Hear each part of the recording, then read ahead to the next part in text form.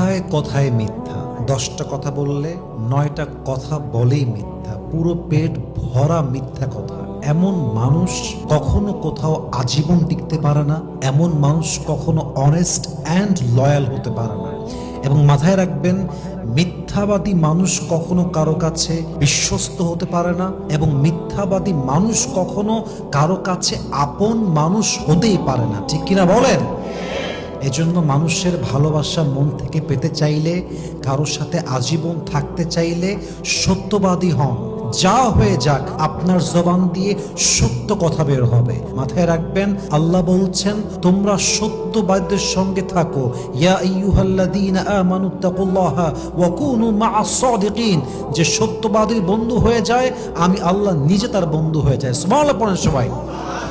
So always সত্য বলবেন, কথা যখনই বলবেন মিথ্যা বলবেন না, সত্য বলার চেষ্টা করবেন। আল্লাহ সবাইকে বোঝার তৌফিক দান করুন। পড়েন সবাই আমিন।